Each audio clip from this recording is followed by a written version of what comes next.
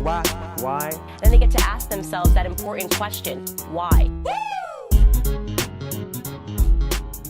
Hello, everyone. Thank you guys so much for tuning into the Why podcast. Today, we have a friend, a coworker, the king of photography, an active junkie. From fisheye view to Adobe Photoshop, please welcome Jacob. Hello, everyone. Grace, thank you for having me. Thank you for being on the show. I'm really excited for this episode. I feel like we have a lot we can talk about here. I guess to start off, introduce yourself to everybody. Tell me about you, who you are, whatever if you want to share. So, again, my name's Jacob Shabzin. I'm an economics major and a marketing minor at Pace University. We'll get into that. I'm a working photographer, cinematographer. I've done work for independent clothing brands and some other smaller companies. I'm a surfer. I'm a skater, a cyclist. I love New York City. Right now I'm at home. I wish my apartment in New York City could look like this and have a chalkboard wall at some point, so we'll get to that hopefully sometime in the future. But yeah, I love art. I'm an artist at heart. I'm a very avid music listener. That's really my medium of choice when it comes to popular culture. I watch movies as well, not so much TV, but I watch Bob's Burgers and The Simpsons. That's really all you need to know about my media, input there. I'm a big Knick fan. I'm a Steeler fan as well. So when those things are happening and when the seasons are on, I pay attention to that. And yeah, I hang out, I sit down, I stand up. I'm very active. Again, I just said three. I said 2 board sports and cycling. So I'm sure you can assume if you don't already know, I like to move. So yeah, that's me. Yeah, I feel like every time I talk to you, you're like, I gotta go surfing and then I'll call. I'm like, you're crazy. Literally before this morning. Oh yeah, okay, we're on for 5. I'm surfing. I'll text you later. It's a cliche for me, but it's all too true. It's so good though. I need to work out more, do anything more really. I'm never active enough. I definitely, it's a crutch for me. Sometimes I use, the biking and the skating and the surfing a little bit too much as an escape for other responsibilities, but we don't have to get on the negatives here. They've impacted my life positively in so many ways, and they continue to. So I'm really glad it's a part of my personality is going fast and just moving and sweating. I have no issue with that being my main thing that people know about me. So yeah, it's great. Definitely. I mean, honestly, anything to improve mental health is a go. Any kind of, if there's something that's improving your mental health, no one can really judge you on it, unless it's like something that's like bad, like hurting people or something. But like in certain circumstances, yeah. Well, yeah.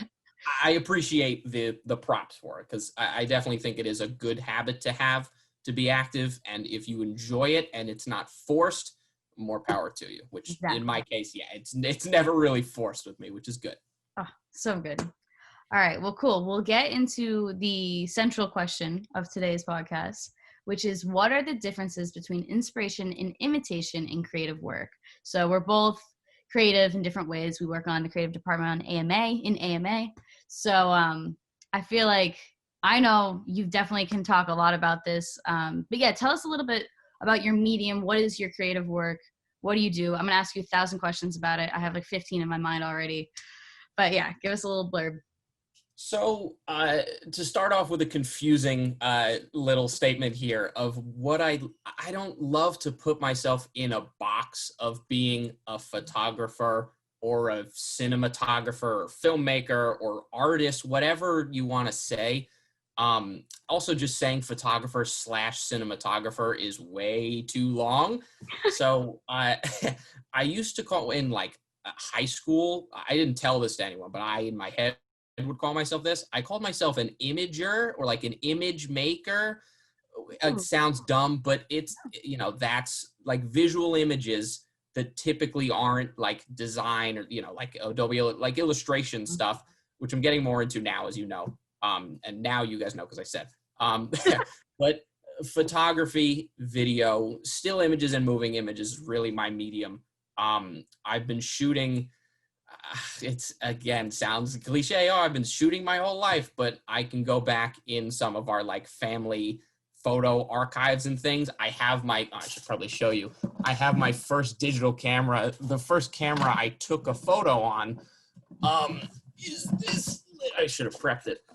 This little Fuji big Wow. boy right here. That I thing's think vintage. it's pretty old. I don't remember exactly the first time I shot it. I think I was 6 or 7 years old. Mhm. Not Wow. to say that I was I was very young. Not to say that I was a protege at 6 years old by any means, but I liked it. I didn't really get back into it until I guess like freshman year of high school. I started shooting again. I got a camera for Hanukkah. Happy Hanukkah, by the way. Don't know when this is going up, but happy Hanukkah 2020. Um, I started shooting again. I got a camera for Hanukkah that year. And it was just nice. Before that, I was making videos with friends and things. I was in my high school's news program as an anchor and producer. I had a YouTube channel at 9 years old doing comedy sketches with my best friend. You can still find that stuff if you look hard enough. It was great. I loved the idea of creating things, and I was always interested in it. I just switched between mediums a little bit over my very young life now at 20. But I've really gravitated more towards still images in the last 5, 6, 7 years. So I really I've considered myself like a real photographer for at least the last 3 or 4 years now. I mainly shoot portraits. I dabble in street photography when I can, when I'm living in New York. It's a little harder to do in the suburbs here. I still like to make films. It doesn't happen as often as it used to. And the reason that I like to attribute to the reason why I switched more to still images, you don't need a crew. I can just go. Like I could take, okay, big camera there, I can just walk around with this. It doesn't matter. I don't need a crew. I don't need anyone to tell me, to direct me or anything. Would I like to be a director of photography for a music video or something, or a fashion shoot? Sure. This is a lot easier to plan. My favorite thing is not planning as well with shoots, in general. So yeah, that's a very brief history of the work I've done. You can check it out on my Instagram at Shavzine. I'm sure it'll be somewhere. We'll link it. Everywhere. Yeah, I mean, I'm still evolving as a photographer. I don't think that's ever going to stop, which is great. And that brings us to this question in terms of, evolving and really taking from influences in the art world. As you know, Grace, it's hard to avoid other people's work, especially in the times that we're living in on social media. Instagram in the last, 5, 6 years has transformed from being a personal social media to a professional tool. Now there are real photographers posting their professional work and things like that. So it's sort of hard to avoid. So questions that I, pose to myself all the time is, when I go out to shoot and I'm thinking about either a photo I saw, or a photographer that I like, or an artist that I know, and I'm thinking about their work, am I just imitating it when I shoot? And I'm like, oh yeah, I'm shooting in the style of this. Or am I taking those influences and using them in my own work? It's a tough question to answer. It's super hard. I have that problem all the time, especially when I was first starting Adobe. When I was a freshman in college, everything I did was basically a copy of something I saw on Pinterest. I mean, still even now, I feel like I do that now, but at least I have kind of my own style a little bit. But it's so easy to do it because it's like if you have no inspiration at all or no like idea of what you want to start, you need some sort of inspiration. But where is the line? That's very true. I do not know. And especially with design and at least like sort of the visual, like digital visual arts, I think it's okay to have a starting point like that, because you can't let's say flyers. Let's take flyers for an example. Like you have to, or like newspapers and things, right? Like there's a big bold font as the heading, right? It's a fun font. And then there's a subheading and body text, right? Very general. Like if you want to make a newspaper from scratch, and you don't do, like, there are standards, right? So you have to sometimes meet those things depending on the medium. Yeah, Photography for me, what's the standard? that's Is it very true. taking I mean, it differs from genre to genre, of course, and certain attributes, will place a photo in certain categories, but I don't really exactly know where the line is all the time. And I don't even know how do you legally, not legally, but like No, in literally, it, though. I how know do what you, you mean. yeah, how do you draw that in it, like, and define it so that you can actually speak on it confidently and not be in this sort of limbo where you don't really know if, your work is your own or just a product of your environment. Absolutely. Yeah. Yeah. I feel like, what was I going to say? It's really hard to, I guess one thing that I always found really uncomfortable too is when people would come up to you and be like, wow, this looks like something else that I saw at X, Y, and Z somewhere else. And I don't know what exactly you just said that made me think of that, but the answering of that question is like almost uncomfortable when someone says that. How do you deal with that? With different people must say stuff like, I mean, not that I think that any of your work is like a copycat of anything at all, but as those questions come up, how do you answer those types of questions? It's a tough answer, and depending on who's asking, like the example that I can pull, I mean, I'm a small artist. My friends see my work, and some strangers, right? So my friends, a lot of my friends aren't, as into the medium as I am, so they're not going to be able to tell if I was Yeah, copying someone or it's my own work. So definitely. I guess that's good because I don't really hear a lot of it from people I'm close to, but professors, right? I've taken photography classes both in high school and in college now, and they compare my work to very famous general, like everyone knows that. Okay, not to say that it's good, That sounds but good. but just to say that it's like, okay, like everyone that takes a picture of like a car with negative space, as an example, looks like an Eggleston photo. Who Okay. I don't know if you know who that is, but for anyone that shoots or has taken any sort of, photography, like history classes or anything like that, They would you know. know who Eggleston is. So to get that comparison is like, you could say that about anything. Yeah. And like, I don't love, being my work being put into like a giant bin of a lot of other work. Mm. It's fantastic to be compared to one of the greats. That's cool. I never know how sincere they are about these things. You usually get the comments of like, "Oh yeah, that looks like something I saw on TV, or on a billboard, or something that's in like a Oh, pop culture setting." Yeah, something like that, from people that don't know. yeah, that's true. That's a really good point. So, I mean, I try to answer it as humbly as I can, and, accept praise if it's being compared to someone great like that. Mhm. I've never really had it in a negative sense. Again, I don't have people critique my work that often. I definitely should have it more because No, you don't want it, but I definitely that's feel like true. that's how I grow, at least in my work, is being told that it's not good enough. My mom is one of my biggest critics of my work. Um, oh yeah, going back to my history, just to give a little context on that mom comment. My mom is a graphic designer. She's been a graphic designer at the same company for 20 years. She was a photographer a little bit. She dabbled in a lot of other mediums as well. So I It's a definitely blessing. get literally a lot of the equipment I use, Mm. and also some of the mind stuff is from her. But yeah, I try and answer as best as I can without being rude and going like, it doesn't look like anyone else's. It's mine. That's what I'm thinking in here, not what comes out though. Fair. Yeah.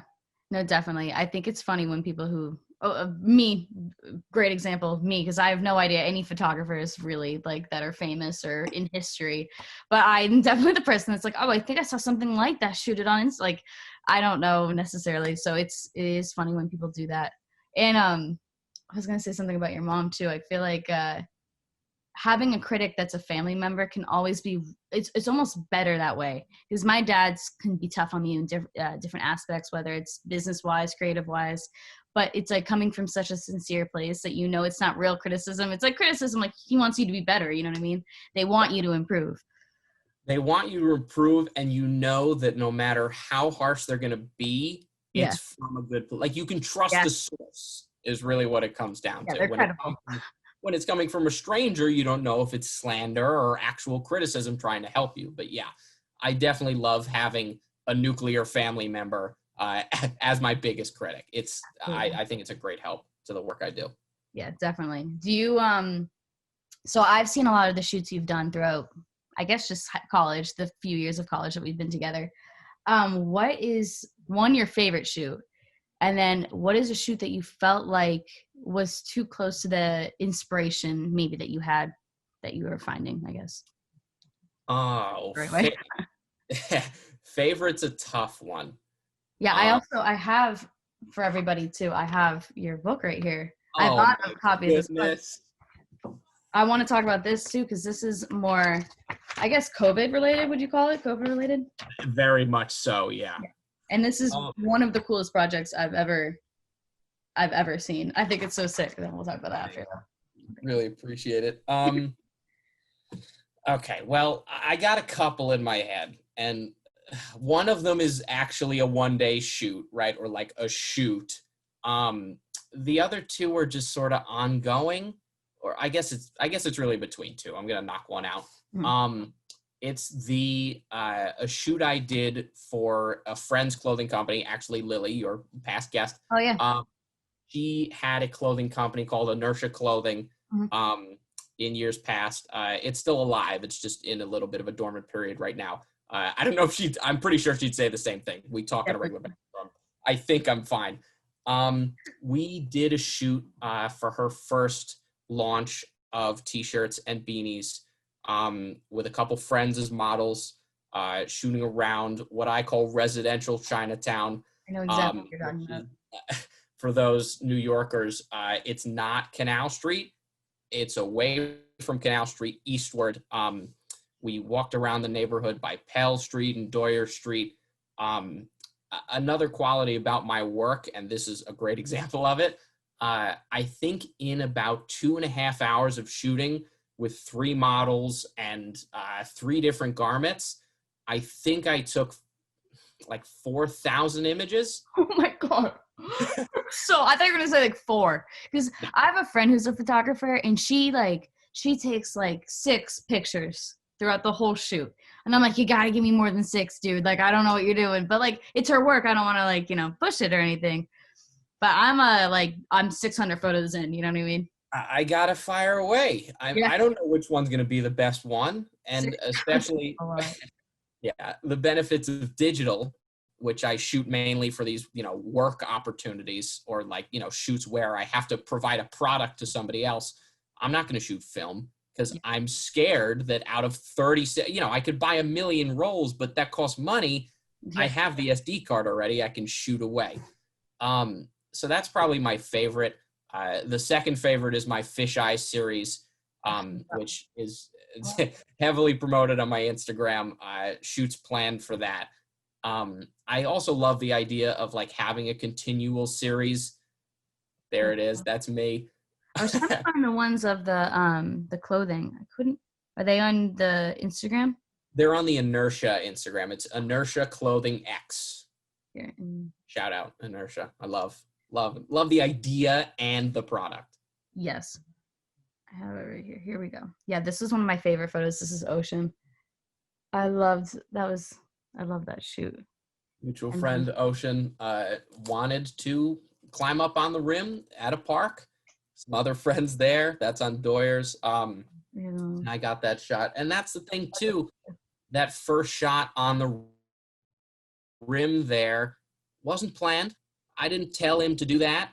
He said, first he said, can I do, you think I can do this? And I went, I don't know. Can you? And he said, I'm going to try. And I said, hold on, turn the camera back on, and shot away. And that's one of the shots that I'm most proud of. Yeah. Well, that shot, I feel like literally they could use this quite literally in like a Nike like promotion. And even this one too, this is the second one in there too. I feel like I should probably edit this better, but whatever. Like, I should put it on the screen. Like, it would be so much easier to do that. But Though I love those photos. They're like, when you think of a photo shoot, me thinking of your photo shoot, that's the one that sticks out in my head. And that's how you know you have a good photo or, photo series, is if someone can remember it after you say the word, inertia. Like, yeah, having that connection and not having to like pull out like a print out of my pocket and like, do you remember this one? yeah, Hopefully I don't have to do that. definitely. Yeah. Also, What was the second part of the question? this was There's me as Harry Styles for this Halloween, same sort of series. Yeah, that was more of the fisheye. Mm. Right? That's what you used for that one, I think, right? Yeah, that's the fisheye, which is I'm glad I have everything right in front of me. This baby right here.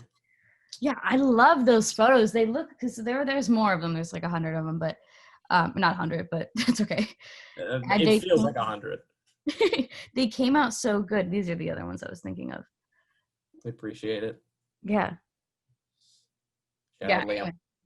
I think the second part of the question was, what shoot do you feel like imitated more than imitated more than inspired, if that makes sense?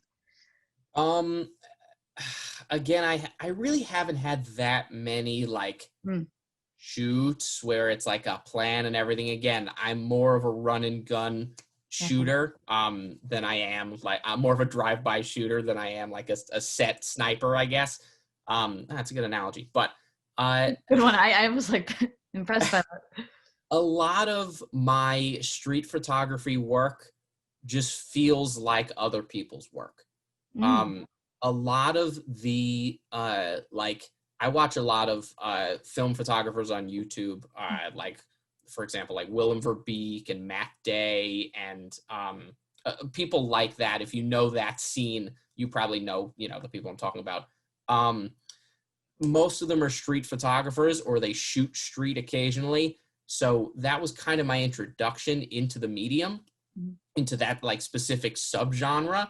So when I got to the city and started walking around with a camera and just taking pictures of things, it's impossible not to compare to what I already know. And especially since it was a new experience for me, I didn't know if I was coming up with that idea or if it was someone else doing it. It takes time to find your own voice, even if you already think you have it, like generally as an artist. Once you get into a new medium or different genre with the same tools you've been using, it's tough to think that you're immediately original and everything you're doing is original. So I've definitely struggled in the past with feeling confident about the work I've done in street photography. I love like a lot of the images that I've taken.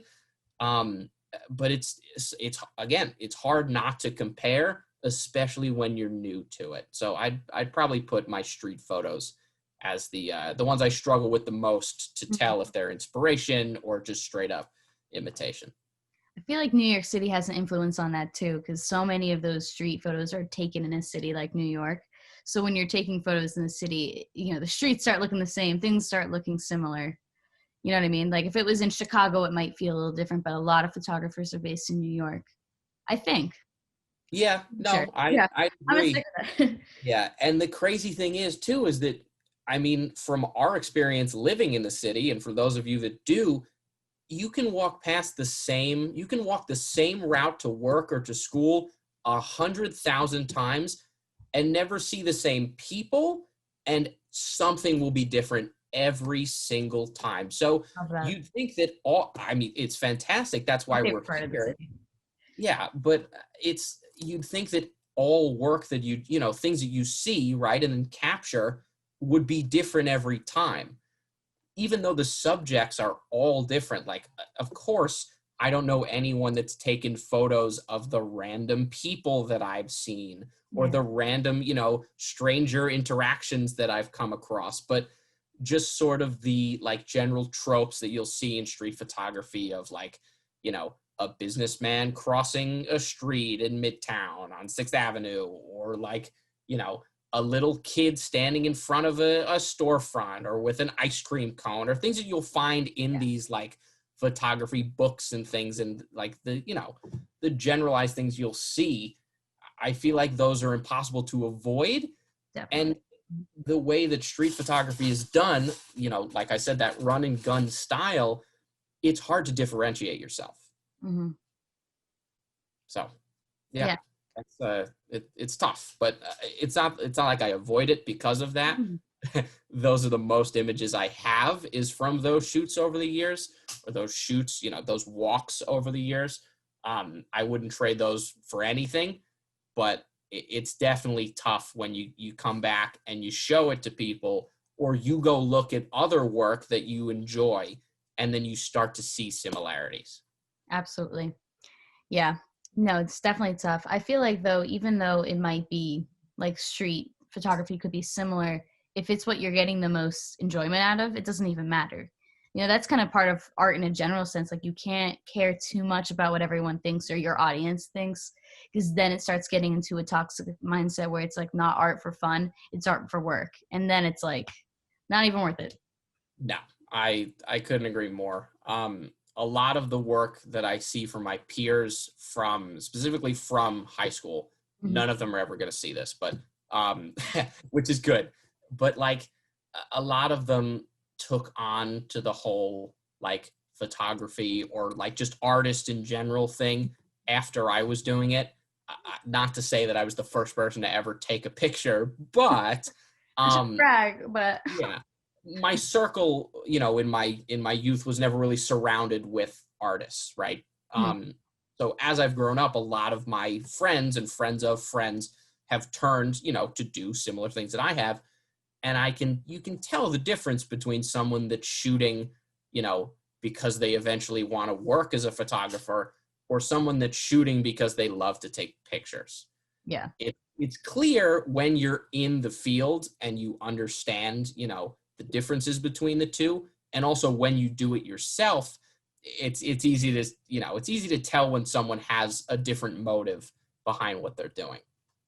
I was thinking about this earlier too, and it kind of goes off of what you just said, but how do you, like, photography in a general sense has become so trendy with social media, right? So like people are labeling themselves photographers with an iPhone, and you know, it's a little bit different than when you're using a film camera and you have 15 cameras wherever you have them in front of you.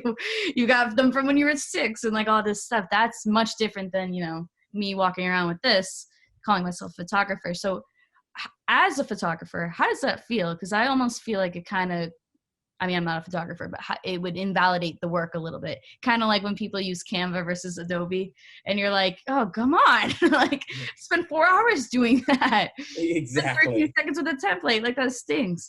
Right. It's, yeah, that's another tough one, because the way you define a photographer can either be, you know, just generally, you know, taking pictures, right? And that art form in general, anyone can do that, right? That's a big trope in filmmaking, is all you need is a camera, doesn't matter the quality, and a story, right? That's what makes filmmaking great, is that you're able to create. You don't need the high-tech equipment. You don't need, you know, a crew or a set or a budget or any of these things. And that's what makes it great. Photography is similar, right? You have an iPhone. I have a smartphone. Most people on this planet have a camera now. That's a very new thing. So a lot of people can consider themselves photographers if they're taking pictures. Taking a picture is also inherently easier than making a movie, because it's one click and you have a product already. It's very different from compiling things together. So, I mean, I don't get offended when people call themselves photographers when I know that they don't have the experience. Mhm. But I mean, even if you're not working, right? And then how do you even quantify being a photographer, right? Oh, I've taken 8,000 photos. Now I'm a photographer. Is that like the 10,000 hours theory where you have to Right. Like, what's certain the, amount? yeah. Who's deciding that? In my head, you know, if you don't even have to own a camera, I know plenty of people that don't own like a DSLR or a film camera or anything like that, and they take beautiful images on their smartphones. Crazy. So to be able to discern between like who's really in it Mhm. and who's just sort of taking pictures and calling themselves that is difficult. But for me, typically I look to experience. And, again, once you're doing it, right, and you're following people that are also doing it, and you're looking up to people that are at the point where you would like to be at some point, eventually you enter that community, and you can start to see the differences and similarities between, the people that are actually shooting and actually want, to make art and do these things, and then the people that have other reasons. A lot of those other reasons are valid, right? Definitely. I mean, would you call like, a great father figure that's taking photos at family events and things for years and years and has, family photo albums? Would you call them a photographer? Probably not. That's the thing. But Fair call, though, yeah. they've probably taken more photos than your friend that takes 6 pictures at a shoot, right? Definitely, yeah, definitely. So it's impossible to quantify, but I typically look to experience, whether that's in, if someone has a degree in art, which is a whole different conversation of what the validity of that is.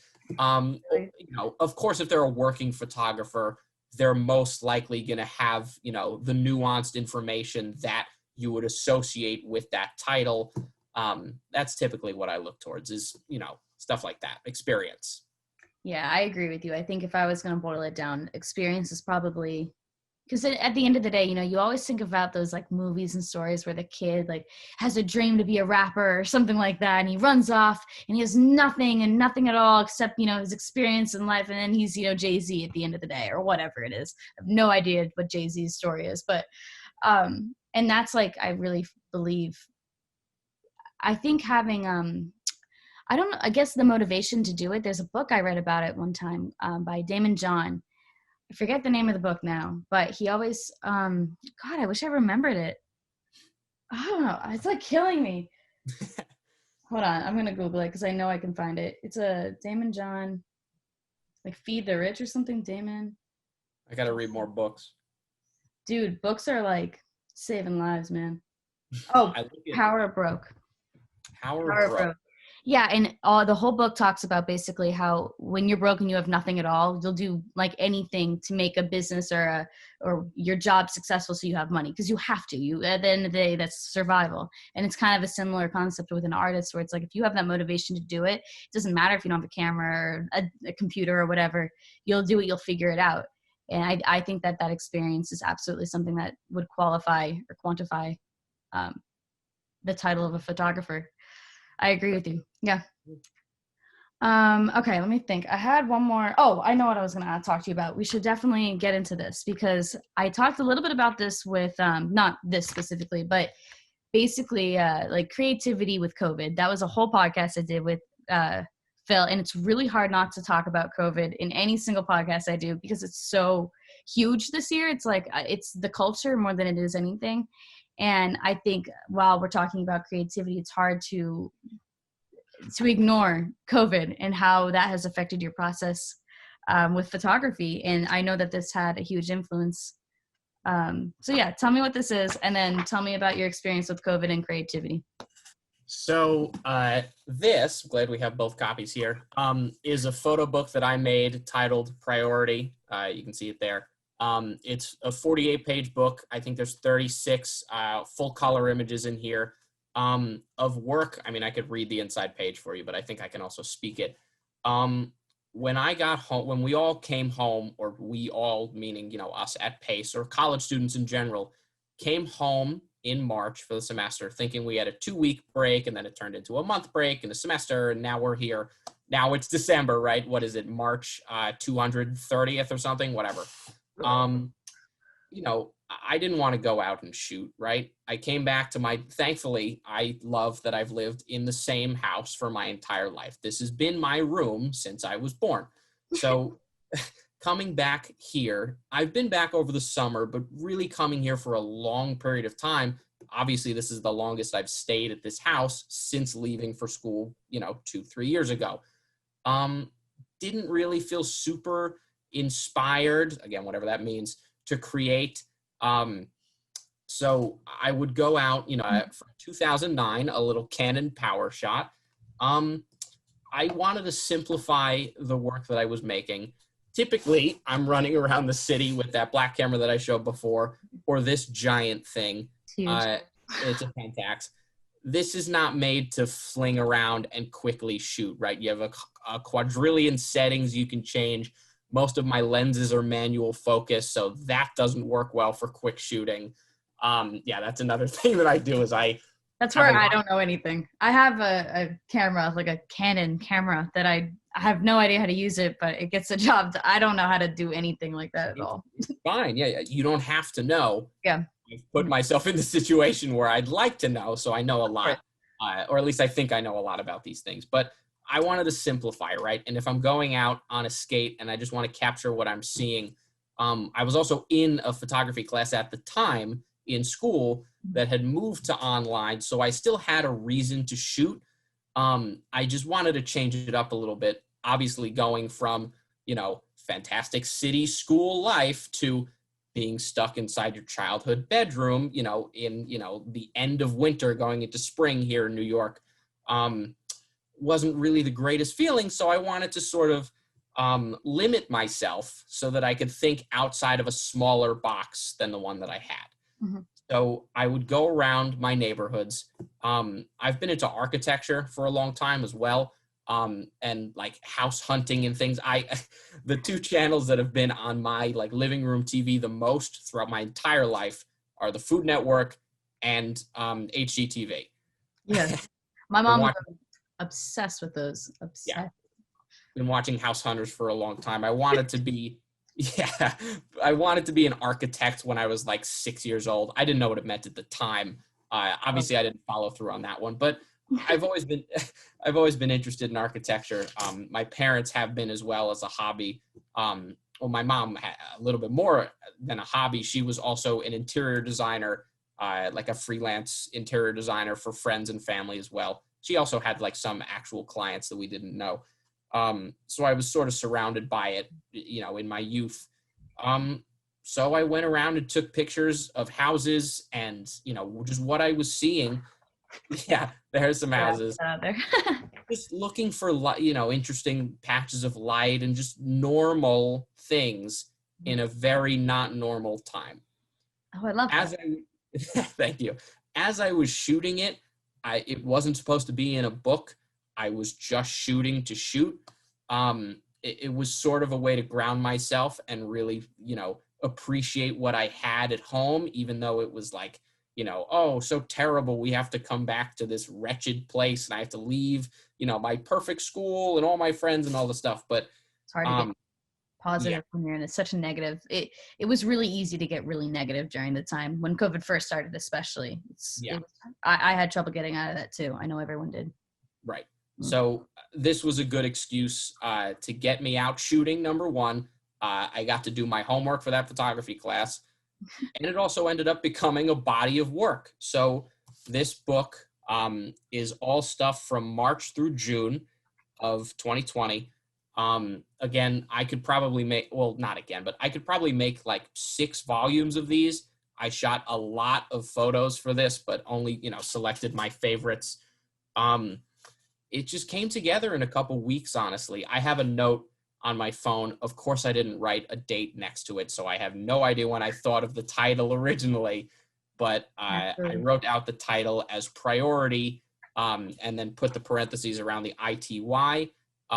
So, I'd like you to, make your own interpretation before you listen to this, but the idea behind it was just that, like, coming back to, a prior home, right, as your priorities are changing, going back in time and seeing, how I live differently as a high schooler, as an elementary school kid, being a kid growing up in this place, and then coming back for almost the worst reasons possible, right? For a global, event, a negative global event, and being in the same place. And for those of you that live in the suburbs or have been to the suburbs, things don't really change here. Houses get rebuilt, neighborhoods kind of shift a little bit, but things stay the same. They really stay the same. The people stay here for a long time. That's the point. It's comfortable here. The schools are typically good in these suburban areas, especially in the Northeast where both of us are.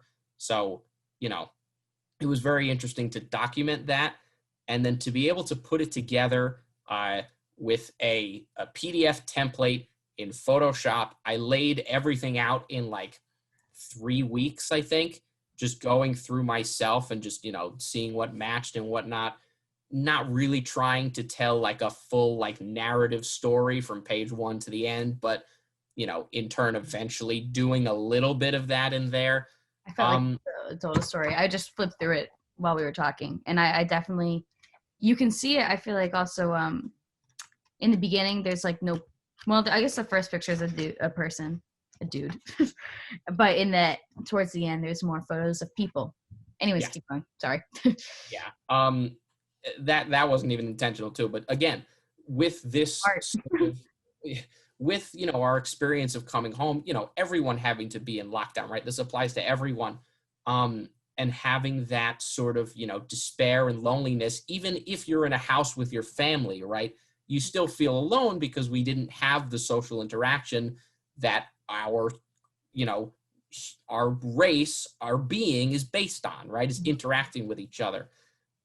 So I guess throughout the process, of course, of being at home with COVID, we figured out how to navigate that, with our, family that we're close to, or whoever you're living with. If you're not living with anyone, I'm sure that over time, especially, physically, as restrictions lifted, you started to see people. And even digitally, we started to figure out that this could be a potential way to keep connected with people. So yeah, shooting for this was great. I really love taking, something that you're really limited with, right? Like, okay, this has autofocus actually, so it's better than that guy. But the pictures are not very good quality. I shouldn't really be printing them. They're not quality in terms of numbers, right? That's fair. You can determine the quality of the image for yourself. I appreciate that. I'm like, it looks great to me, but then again, I mean, this is definitely. And like the great thing about this, I'm really proud that all the proceeds for all the sales of this book went to social justice related charities. This was released in July of 2020, so it was right in the heat of the summer, and race relations boiling in the U.S. I was very involved, whether from a distance or in person, with a lot of the things going on. I didn't feel like I needed to make money off of this work. Not that I didn't feel like it, but it didn't feel right to take from people to keep for myself when there were bigger causes than me out there and ready to take. So I donated the proceeds, split between the Dream Defenders and the National Police Accountability Fund, I think, or project. National Police Accountability Project. I don't even know what I donated to it, I guess. Donated over $100 to both of those. So it was really great to have this process with myself, right? It was really fulfilling to make this and just have like a physical embodiment of that time period for myself. And obviously for the people that bought it, they had a similar feeling. Otherwise they wouldn't have it. And then to take those feelings and turn them into help for, again, something bigger than my individual self. Yeah. Really great process. It was great to make a book and be able to get it out, individually, independently. There's a notion that you have to shoot, for a project, right, or for a book for years and years and years, and have a really big collection of images and every shot is the best shot. Not true. Yeah, why? Anymore. It doesn't matter. If you feel that it's right when you're creating it and you're the one putting it out, you have full control, especially with all the resources that we have online now to, make a print book and have it shipped all over the world and things. There's no time minimum or number minimum that you have to shoot. Again, these were shot, from March to June and laid out in 3 weeks and, ready to be purchased and shipped again across the country to friends and family and strangers as well. The process was incredible, and it was really rewarding to see that, if I put my mind to it, I can really get something done and make, a sizable impact, however you want to size that up. But yeah, I love that. I love that so much. I did a little something during that that whole time as well. But I always think I have a like slightly toxic concept or mindset when it comes to those things where it's like I think I can kind of do anything always, which is not true because physically I can't. But I love that. I think it's so empowering when you can be like, I want to make a book, I'm going to do it. Like, period. No questions asked. I'm going to make a book. And I mean, I thought it was an incredible, everything about it felt right too. The timing, I mean, for me, I bought it, but for you, I'm assuming it felt even better than that. Yeah. I think it's like the little pockets of light during COVID, and your book was one of them for me. So I know other people definitely felt that way as well. Thank you. I appreciate it. But AMA had a huge influence on, I guess, me learning Adobe, to be fair, because I had learned it my freshman year of college, and it was 2 years after when I joined AMA. So I had technically learned Adobe for 2 years. But I knew like 7 things in Adobe, probably, especially with Photoshop. I think I knew how to do like probably 3 things. And anytime a problem came up where I needed to figure it out, I Googled it. So I never really took a class on anything relating to digital design. I just kept teaching myself things, which is kind of how I do everything in life, which could be bad, but that's okay. No problem with that. Yeah, that's the world we live in now. We can do anything because we have the internet. Exactly. Yeah, Phil and I were talking about this last podcast too, that's one of the reasons education doesn't really have the biggest influence anymore. You can learn anything. Like right now, we could learn anything we wanted. The accessibility of information is at an all-time high and is only getting higher. So yeah, that's definitely a good point, especially in these art mediums as well. Absolutely. Yeah, but I obviously I joined the team for AMA. I am the external creative director. And the more projects we worked on, you, me, and Lily, the more and more I learned basic things in Illustrator, but also really more complex things in Illustrator too. And yeah, it definitely took my work up. I learned how to do, even for this podcast, little things like the background for the YouTube channel. You know how you have the background theme, whatever they call that. Mm-hmm. I didn't know how to do something, and then I learned it when we were doing a flyer, and then I could, integrate that in my Y podcast. There's constantly little things that I've learned with you guys, and that's helped my quality of all of my work, really. Yeah. It's, I think this, by the way, I'm the co-chief creative officer for the AMA. So technically Grace works for me and we do work together. Yeah. I manage, a team of artists, including Grace. Lily and I manage that. I mean, seeing the growth in your work is a totally different conversation, but just generally talking on like the idea of like having a task to complete and having to use tools that you're not super comfortable with. Mm-hmm. For me, the best way to learn is to do, and especially for more complex tools like, an Adobe Illustrator or something, it's mm-hmm. not picking up a hammer and, hitting a nail, right? It's a lot more complicated than that. So having a project that requires a lot of different, facets of the program, using them in, combinations that you wouldn't have thought of before, mm-hmm. Everyone has different techniques for different, quick actions and things. Like some people will hit Control S or Command S, and some people will click the menu and save. Something as simple as that. Right. I think it was a really great experience, and it still is a great experience to see how we all work differently as artists, around the same age with similar amounts of experience in Adobe.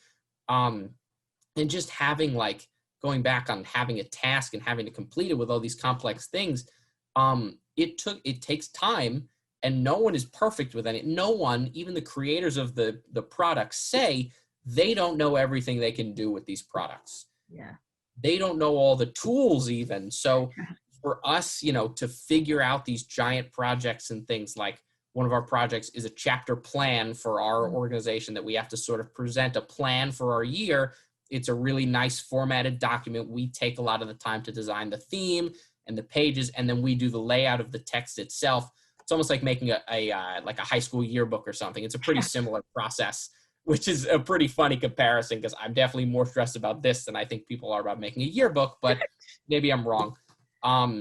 Just having all of those different, lining up the text is a whole different process compared to making or finding images for a background and then center it. It's a crazy, crazy complex process. I think without having something like that to do, obviously not everyone has, the opportunity to have a project to work on with stakes like that. Mhm. But to learn a program while you're also completing this thing, whatever it is, in this case, it was a really complex project that had stakes in your volunteer position, right? I don't think there's a better way to learn and really just, delve into the specifics of these things, and really be able to figure things out. And then once you figure it out after that project, like you said, you use it as you go forward. Yeah, no, definitely. I love AMA. It reminds me of a club I did in high school. It's a similar kind of concept. It's a business club. It's called DECA. And I did a very similar, I feel like I'm repeating high school in a really good way, not a bad way. Like DECA was kind of one of those things that kept me really stable in high school. So it was always something I could lean back on, but I dove into DECA and it became my life, not in a toxic way, but in a really positive way where I just wanted to keep doing it. And I feel so similar towards AMA. I just want to keep doing projects and keep going into it because I get such fulfillment from learning more through you and Lily. And even we send TikTok, videos back and forth of Illustrator, lessons. And it's so, I would have never learned anything that I'm doing right now if I didn't have AMA and you guys, specifically you guys too. It's been so positive for me because of COVID, especially to have projects to do with deadlines and things like that. I feel so blessed to be a part of it because I don't know what I'd be. I'd probably cancel my membership if I'm being honest with Adobe. I wouldn't even touch it. Yeah, that's another great thing that we've been able to participate in terms of COVID creativity, having these tasks to do, even though, they seem arbitrary and, we don't actually have any physical, reward from getting any of these things. Or I guess, this specific chapter plan project gets submitted to the national organization and all these things. But without even seeing the fruits of our labor in our hands, we've been working like this since June or May, whenever we had our first meetings, right? And we're still going strong and only, growing as we go. So for me, for some brief history, I've been in AMA since my freshman year. My first semester at college was the first club I joined. I actually ran for my position at the first meeting I ever went to. I was there. I remember you and Alicia both standing up when they were like, all right, we need e-boards. I almost stood up too. And then I was like, not yet. I'll do it next semester. I was like, why didn't I do that? I think about it all the time. But I remember you and Alicia standing up, which is ironic because Alicia's the president of our chapter this year. So it's so cool how that all came to be. Yeah, that first meeting, I was a marketing major at the time. I was like, okay, I can join the Pace Film Club, I guess, which I did and I love. But I was like, okay, I should probably do something relating to my academics. So I went to a meeting, right? They needed someone. I think the title of the position was the VP of Advertising and Promotion. And it required making flyers. And, they said that they wanted someone that had some skills in photography and things like that. And I've had some opportunities to be on executive boards or have volunteer positions like this before. I never took them. Not that it was because, they were bad or anything like that, or I didn't think I was going to get anything out of them. In prior years, especially in high school, I felt better suited to be a really positive and really involved general member, which I've talked about at length in e-board meetings that we've had. So a little bit about that and my prior experiences, even in AMA, sometimes wanting to be a general member more than I wanted to be an e-board member for different reasons a lot of times. But I took the chance. We were allowed to give a 1-minute pitch on why we had to, or, why we thought we were fit for the position. It might have been the cockiest thing I've ever done in my entire life was that pitch. I stood up there. I wish I could remember who else ran for it, but I remember a lot of people seemed, very experienced and very professional in the way that they were talking about. And it was like all seniors and juniors that were saying these things, maybe a couple, underclassmen in there as well. But I went up there. I said, hello, my name is Jacob Shavzin. I'm an award-winning photographer and cinematographer. Done. I love that. That's all I said. I don't remember what you said, but that's so funny that you said that. I love that. Okay, it's humble brag. It's true. It is? Wait a minute. Yeah. What did you win an award on? I didn't know that. I've won awards for a photo I took of the Oculus back in high school. Submitted it to a Long Island based. I can't remember if it was just high school students or if it was just photographers in general. I won. I was on the podium. I can't remember if it was second or third, or it could have been first place too. In an architecture category. So I got that, and then I also won an award at the inaugural, what is it called? I think Broadcast Awards for Senior High Bash, and it was at a school out east on the North Fork of Long Island. I won an award for Best Opening Sequence for a Full House redux I did with my news crew at school, a bunch of my friends. So yeah, technically I'm an award-winning photographer, cinematographer, but both of them were in high school. No. I guess it worked. Yeah. Because I got the position and I've been in AMA ever since. I love that. That's such a great way of introducing yourself. I mean, I guess I thought it was at the time, and again, obviously it worked. Yeah. I could see the crew at the time. If I vaguely remember who was in the e-board, I don't remember everybody's name, but I could see them being like, that's someone who's confident in their work. They must have the ability, and then hiring them, that works, Yeah, I guess so. And the good thing is that it's not like blind. Okay, I love that I'm blind and irrationally confident in a lot of things. Mm-hmm. Sports is one of them. I have to tell myself I'm the best at everything, or else I'm not going to try and perform at that level. But taking that into, the work that I do, and photography is something I put a lot of time into, that's real confidence. I'm very confident in the work that I do because I've, come to terms with the fact that I'm actually shooting from the heart, or whatever you want to say. I've been doing it for long enough, at least in my head, to be confident in the work that I do. So saying that wasn't too difficult for me, which I'm very grateful for, that I have this confidence. Again, it takes time and effort, to get there. And those timelines are different for everyone. At that point, technically, I had really only been shooting, calling myself a photographer for 2 or 3 years. So to have that confidence at that point is not something everyone has. Again, I feel very grateful that I had that confidence there. I think that's my sports background that brought me to that point. Again, that irrational confidence eventually turning rational. It was an opportunity that I felt I had to take. And again, we're here talking right now. We wouldn't be if I didn't take that position. So, yeah.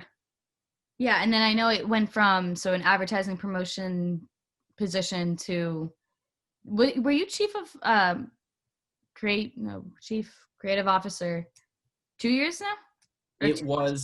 It went from VP of advertising and promotion to VP of digital design, which I was the co-VP of digital design with Lily last year. And then this year we sort of changed the structure of our executive board, and now we have departments. So Lily and I, again, are the co-chief creative officers, which sounds really cool. We're not really that much different from, the artists that we work with as well, like Grace. But yeah, now I technically am a chief officer for the creative department. I love it. It's a great title. It's a good resume title too. You know what I mean?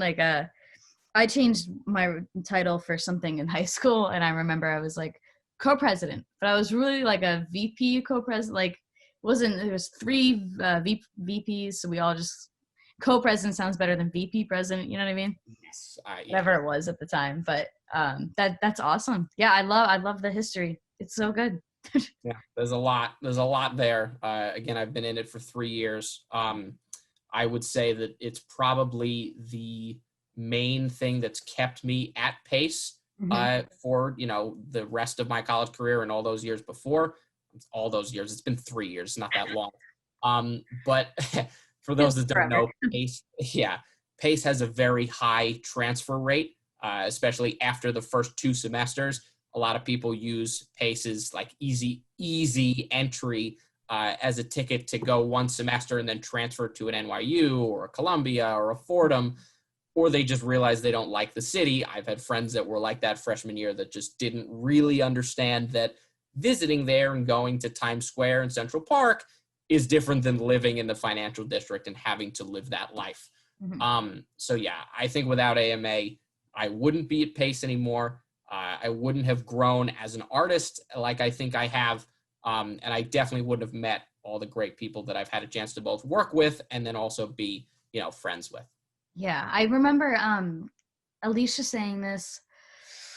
I don't remember what we were talking about and how it got brought up. I feel like it was during one of the first meetings. I forget why. But anyways, I remember she was talking about how she was doing an internship with a company called Denim Rush, which you obviously know. And like last minute, the photographer canceled or something like that happened. And she ended up calling you. So that's an incredible thing in itself, that we are in a club where not only can we like be a family and friends and we get all this experience for jobs and all that crap, but it's also like we get real world work as well. And especially for you get real world work. Right. Yeah. Thankfully, a lot of, these opportunities that I've had have been brought on by the AMA. I was contracted by actually our university to shoot some of the career fairs and things, and actually got a paycheck from some of those things, working with the career services department to do headshot shoots for students as well for free. And then, those creative opportunities like being able to shoot practically a lookbook and behind the scenes for a performance for like, a promotional video for a new line that an actual, independent clothing company was releasing. That experience, I probably should have mentioned that just to give Alicia and, AP props there. But yeah, that shoot was a great experience. And it all came from just, number one, working with, someone that also had similar interests and being a creative and working with creatives. And also the fact that Alicia, that we're talking about, is my friend, right? And we had this built up relationship already. That's something that my parents have been preaching to me. I'm sure you've heard similar things as well, that, it's not what you can do, it's who you know. Yeah. Absolutely. It really is.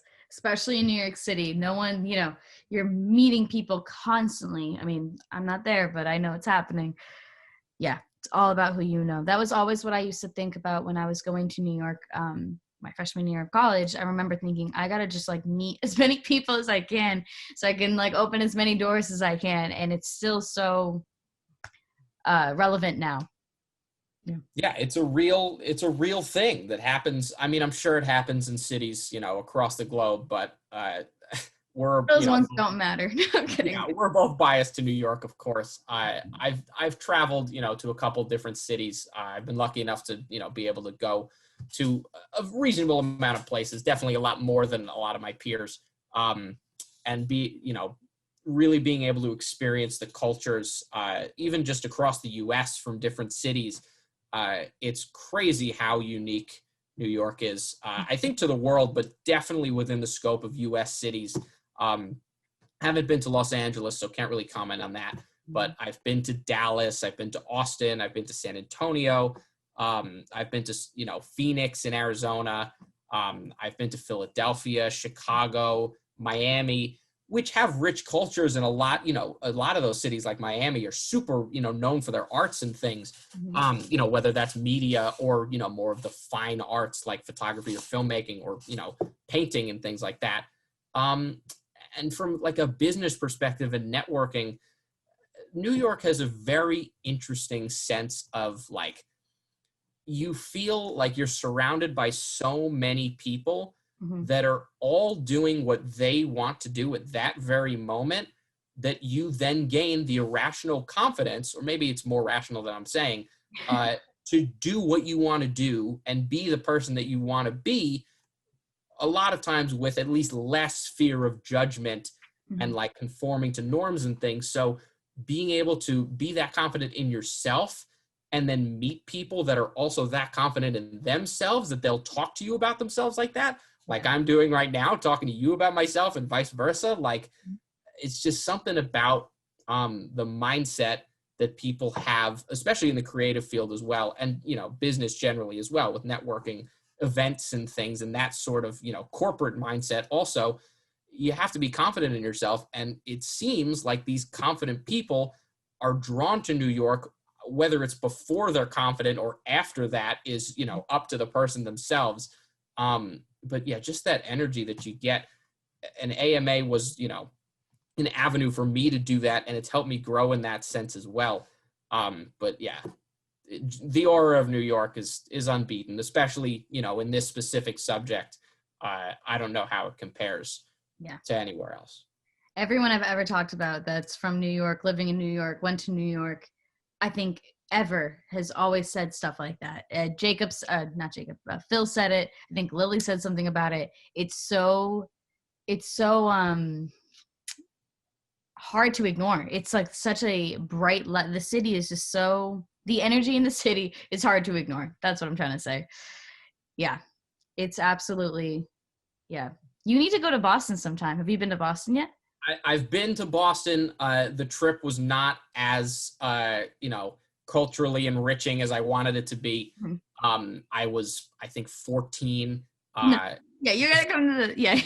I've definitely changed a little bit, or I've opened myself up a little bit since then. So yeah, I definitely gotta make my way up there. I have some friends that go to Northeastern from home as well, and some other schools in the area. So it's on my list for sure, and it's easy for me to go from New York. So I'm in, is what I'm saying.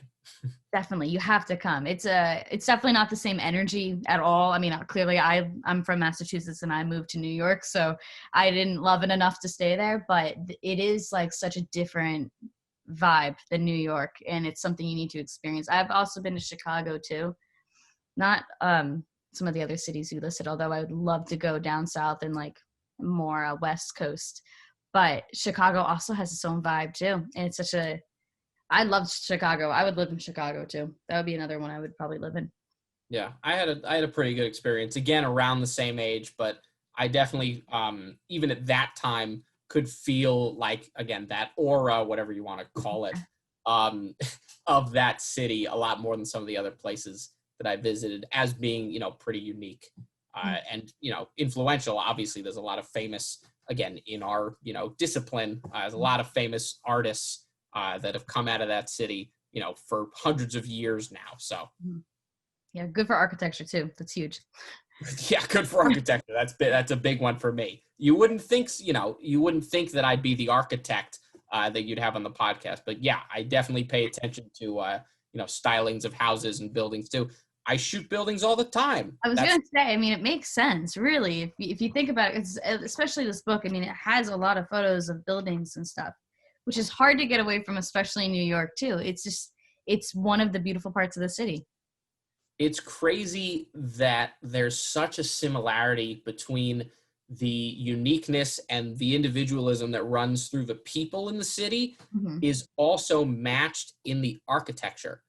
When you have buildings that are, you know, brand new and refaced, and you see someone walking by wearing, you know, like tech wear and things, and then you see a super old, you know, like stoop associated building in, you know, Carroll Gardens in Brooklyn, and you see the old woman that's been living in that building for 100 years that brought her family over from Italy and all, you know, that sort of thing.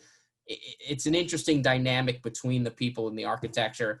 Even if you don't think about that, it's just pretty to look at no matter what you're comparing it to. So yeah, big fan. Yeah, love it.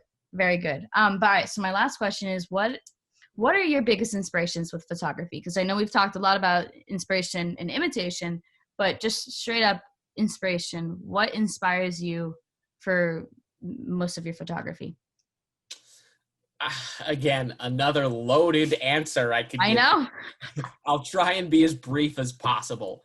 I saw, actually starting with a TikTok I saw a couple days ago, of an example of the overly sentimental friend that has to take out their phone and like a girl like put it on like the dashboard of a car as like everyone was like singing along to a song, and like the girls in the front were like, why are you recording this? That is me in every friend group or family situation I've ever had. I feel the need to document, whether it's so that I don't forget what happened or so I can show it off to someone if it's at a concert, whatever it is. Again, I had a YouTube channel at 9. So I obviously had some, intrinsic need to document. So that definitely inspires like the general action I take, whether it's, to shoot video or shoot photos. More specifically, I mean, I like to capture, my perspective, however you want to interpret that. It's something unique that we all have that a lot of people that, especially people that aren't artists, probably don't or aren't creative, let's say, or don't identify as being creative. They probably aren't thinking about the fact that like their perspective that they have, the experiences that they've gone through. Yes, other people have gone through similar experiences, and you can put yourself in a group of people very easily, even smaller groups, but like every human experience on this planet, to get very philosophical, is different, right? We're all unique. We all do unique things and see things differently. So just being able to both capture and then express that to others, my specific perspective through these two guys, and also through the stuff in here, trying to recreate visually, it really just drives me to try and like flush that out as best as I can, so that it's not just trapped in here, and other people or even me can really like fully realize a lot of the creative things, or just, again, even if they're not creative to me, they'll seem creative or original to someone else, right? Because they haven't had that exact experience. The further away you get from someone, that's had a similar experience, to then someone that's never been to New York or never seen a certain building in New York. Photos are pretty powerful. Obviously, they've been used as, as a tool in politics for, since the inception of that, and, going back to biblical imagery and things, which end up being very photographic. There's a lot of power in it, and just being able to document, again, my specific perspective on the things that I'm seeing and the actions that I'm taking every day, is so, enticing for me, which is why, again, we have smartphones with cameras. So I'm shooting all the time, whether it's for professional work, personal work, or just for documentation. So if I want to attribute it to a celebrity, Willem Verbeek is a film photographer, a digital photographer as well. One of those YouTubers that I referenced before. I got the chance to meet him at one of his gallery openings for a book that for a zine that he launched, I think a year or two ago, called America's Playground, all about Coney Island, shots from Coney Island. So cool. He's been a big inspiration for me in terms of film photography and getting into that as well. A lot of the first, when I'm going onto YouTube and Googling like how to load a 35 millimeter camera, he got the algorithm right, and his stuff was the first, were the first things that I saw, eventually realizing that he was more than a tutorial robot, pumping things out, realizing that he had a style of his own, and he was a working photographer that had his own studio space in the city, and he's only, 3 or 4 years older than us. Oh, really? Yeah, he's very I don't know who he is. He sounds familiar. I'm gonna look him up. Yeah, you might, have a mutual or something, or maybe you follow him on Instagram already. But yeah, he does great work. And I really like Willem Verbeek. I'll type it so you can see. You can put it up on the screen if you want. Yeah, he does a lot of really good work. I can't remember if there's a C or not. Sorry, Willem, if you're seeing this. But yeah, he's definitely been an inspiration for me. Just a lot of the philosophy that he has behind why he shoots the subjects that he chooses, and all of these different things. I definitely pull a lot from the work that he's done and also the things that he says on his platform on YouTube and also on Instagram as well. Yeah, so I can see a little bit of the inspiration in your photos from his photos, which is so funny. When I feel like when you mention people, when artists mention their inspiration, you can see certain elements, and I can see it with yours. He's wicked good. I love that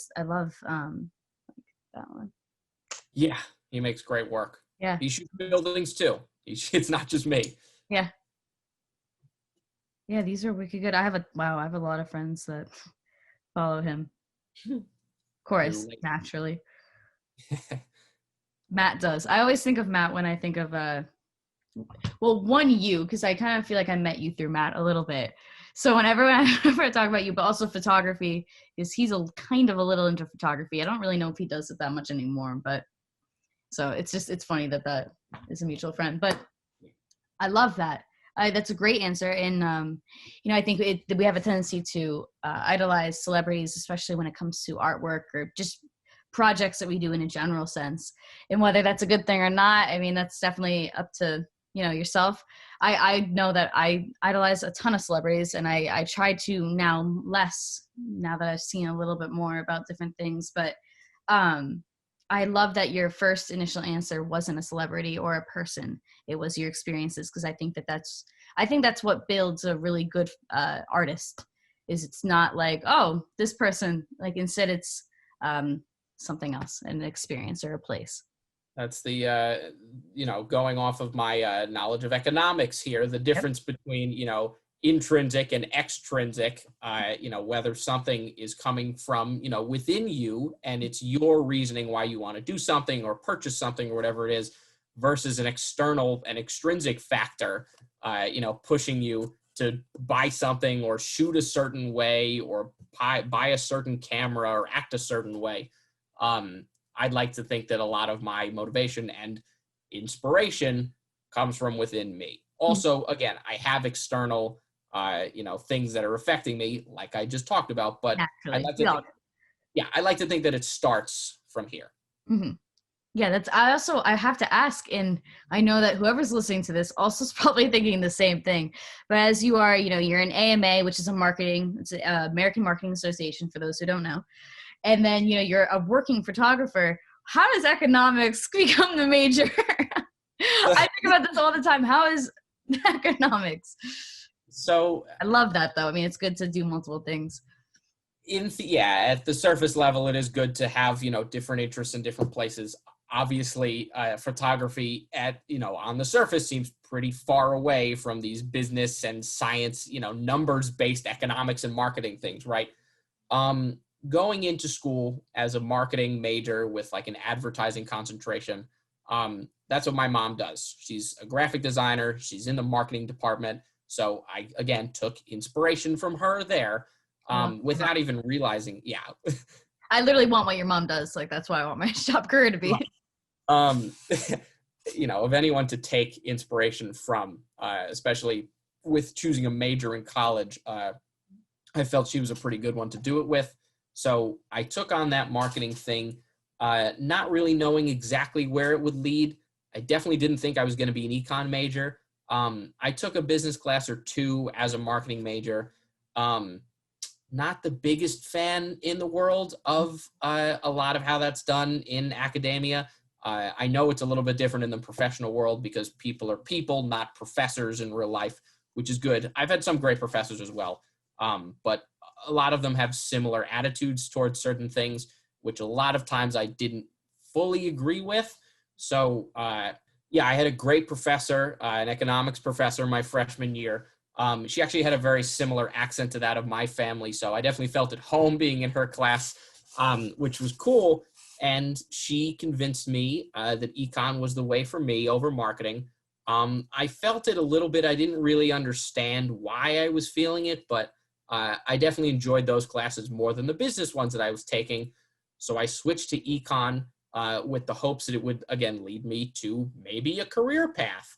I've always wanted to be an artist. I think at heart, I didn't really embrace it for a long time. I definitely do now, but I'm already in school. I have very strong opinions about, again, the validity of an art degree and paying for that experience instead of just having it. So I wasn't going to switch to photography. I took economics, and kept rolling with it. Really enjoyed the classes. I definitely think that I have strengths on both sides of the brain in terms of, logic and the creativity side. So trying to combine those into one, academic program is definitely not easy. But I didn't feel like I had to take a photo minor or anything and learn like fundamentals and things. I think my experiences probably at this point speak for themselves at that, in that scenario. So I have a lot of different paths now. There's a lot of relation that I've noticed between econ and photo in general. A lot of capturing, I actually took a class with that professor, merging the two. She's also a photographer as a hobbyist. So like trying to, take photos of people. It was really a street photography class. And then you had to sort of write about the connections that we were learning about in class with these economics topics and then relate them to the photos that we were taking. Probably not the greatest description of that class, but it was a real connection between the two, which really opened my eyes to like the possibilities of really making it sort of one path for myself instead of like having them as two separate worlds. So I have the options to be, like a credit risk analyst at S&P or something crazy like that, or be a photographer and go that path. I'm not locked down to either one. And I have the marketing experience also, which definitely combines the arts and numbers like that. So the fact that I enjoy both those things, like, numbers and creativity, is definitely a rare thing. I know that from people I've spoken to. I'm glad that I like both because, it's good to stimulate interest, again, on both sides of the brain there. I'm not really set towards anything. I know what I like to do as a person. Now, what am I going to do, to sustain myself and make money and start a family and all these things is not set in stone. In my opinion, I don't really think it should be until you're really, in college and really figuring out what you like to do. If you know before then, bless your heart, because I know most of the people I've spoken to, especially, my peers at school, don't have their, stuff figured out until they're really in it. A lot of people don't figure it out till senior year sometimes across the world. So, or whatever the equivalent, is, whether you're in college or not. That's another question that you ask also, especially as an artist, if I embraced that in high school, and that was really what I was doing, and I didn't go to, the high school I did where the standard is you go to school, you get a job, you do that, you put all the other stuff to the side, and then you retire, and then you take pictures of flowers and things, whatever. That's the standard in a lot of American schools and schools across the globe, that have these higher education opportunities. So if I embraced that as a freshman, I probably wouldn't be in school today, but would I trade that, and the experiences that I've had in school, both academically with econ classes and marketing classes and learning about that world, they all connect, and it's really all about how people are using their resources, and how people, I like to say that econ is like it's psychology for the kids that don't want to go to 7 years of school. Yeah. I don't have to go to grad school. I feel like I'm learning similar things about how people behave. Obviously, it's expressed in numbers more than it is in words and theories. I love it. I don't think I have to justify the connection for it. Plenty of family have asked about it.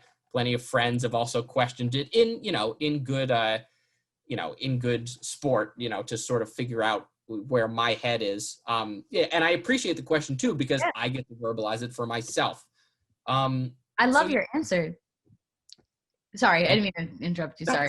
That's okay. I think I covered most of what I can, without writing an essay here. So no, it's good though. I think the opportunities that major like economic, first thing, I took the exact class that you're talking about with the exact teacher. I know exactly what you're talking about. I might have even been in your class. I'm not positive. It was a huge lecture.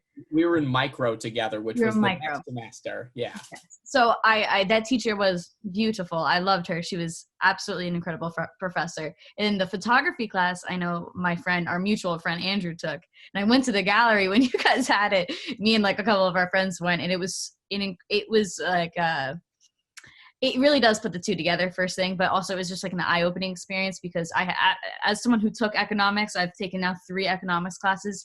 I can't stand it. It's so hard. I'm not a numbers person. I'm not a math person. I couldn't, if I wish I could. It would probably help me a lot with business in a general sense, but if you like something like economics, it's kind of like accounting in my head a little bit. Maybe it might be different or similar to you. I don't know if you hate accounting because I feel like sometimes it's not always connected, but if you like one of those things, you should go for it because it's a consistent job, but it's also, economics is like politics also too, which is so important in our day and age as well. So it's like politics and all of, numbers, and it can be creative. It can be marketing, it can be, economics is everything in the world, really. Yeah. It's all encompassing, which again, like, being a marketing minor and also being a photographer, like you said, and like I've said now, relates a lot more to my major than you might think at first glance. Yes, definitely. Absolutely. Plus, I mean, it's one of my my idols who could be celebrity or who are celebrities, not could be, are like Rihanna and Childish Gambino, Donald Glover. And the main reasons that they're my idols, not that this matters, but is because that they do 100 different things. They're not just a rapper, a musician. Rihanna has like a skincare company, a makeup company, whatever. She does like 100 things. Same thing with Childish Gambino. And not putting yourself in a box, like I have to be an economics major, I have to be a marketing major, I have to be a photographer or whatever. Being whatever you want to be is what makes someone legendary in my eyes. I think that that's what builds like someone who has an impact on other people. Look, if I'm on the path to either of those two, or to just generally be a Renaissance person, I'll take it. Thank you. Thank you for even mentioning my person with those two people. That's immense. Oh, I mean it. It's a great thing. I wish I was more like that too. It's a beautiful quality. All right, but I will do my outro now. So I always like to give a couple minutes to the guest to plug themselves. So Jacob, please use this time to plug social media, photography, anything you want. Sure. So my main photography account is at Shavzeen on Instagram. That's SHAVZEEN. I'm sure it's on the screen already, but I feel like I have to say it. It's a riff on my last name, which I'm sure you'll see if you go to my personal account, which is at the original Kobo, COBO, in the bio of my photography account. You can check out my work on Instagram. I have a portfolio page as well. That's shavzeen.myportfolio.com. Again, in the bio of my photography account. You can check out the work that Grace and I are doing with the AMA. That's AMA Pace NYC on Instagram. And yeah, if you're seeing this and we haven't spoken before and you're a photographer or you're interested in anything that I have, please feel free to hit me up. Or if you know me and something I said was interesting, hit my line. So. Awesome. I love it. All right, cool. Well, thank you so much for being on the podcast. It was a delight to have you and talk to you. I knew that this would go well. You're very easy to talk to. So thank you so much for being on my podcast. Thank you for having me. Really appreciate the conversation. Maybe I'll see you in volume 2. Love it. Thank you so much for listening to the Why Podcast. Make sure to follow us on Instagram at y.official.podcast. If you're interested in being in the next show, hit the link in the bio. Tune in next week for another episode of the Why Podcast. And as always, stay curious. Bye, guys.